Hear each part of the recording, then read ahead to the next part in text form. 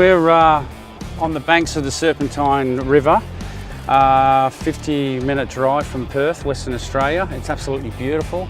I'm with my mate Mark.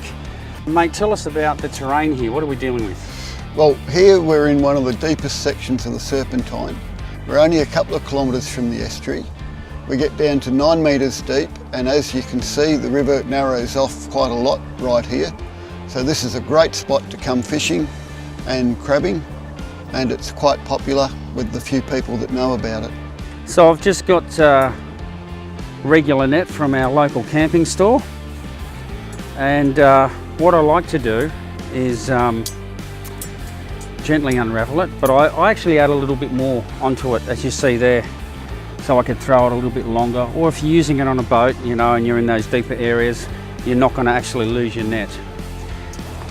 One of the things I like to do when I'm crabbing on a bank is actually anchor my rope so that it doesn't drift off. Pigs liver.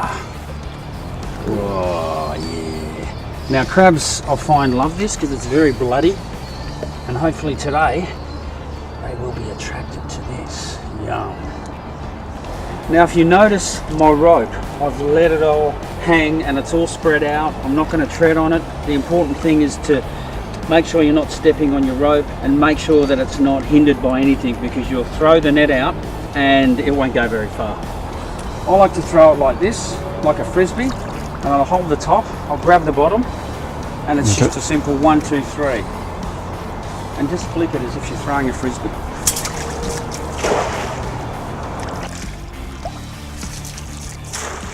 So what's the best time for us to come down here and go crabbing, do you think? I was going to ask you that.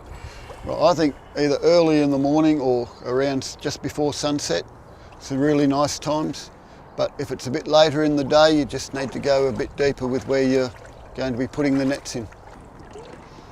Yep, got ourselves a little female. Now I'm going to check if she's size. Looks like the right size. Yep, she's size. See her colouring? It's a very mottled brown. The males have a blue tinge about them, and their nippers are a lot longer. And underneath, you'll see, that's where she keeps her eggs. Now she doesn't have eggs, but the triangle piece underneath is wider, where the males is thinner and longer. And hopefully we'll catch one to see the difference. Okay, let's bring it in. Let's get this one in. We've got two. We got two this time. Looks like we've got a male and a female. And you can see that the male is a lot bluer than the female. And the claws are a lot longer, so you've got to be extra careful with the males. So once we get these home, what are we going to do before we cook them, Mike? I think we'll put them in the freezer, put them to sleep. Slows down their metabolism, and it's the most humane way to deal with these guys. He's got a bluer tinge, right? And his claws are longer. All right, so that's where they get the name blue swimmer crab. And I'm going to turn him over, and underneath here, it's a longer tapered triangle, that flap. So the females was wider. So what's the best way of holding our crabs when we catch them? Well, I reckon it's his two swimming flaps here. You grab them and you gently squeeze them together, just enough so they can't get away. I often find a lot of people grab them like this. That's okay for the females because they've got shorter claws, but sometimes the males can get under and nip you. Got him? Oh! I think it's definitely beer o'clock.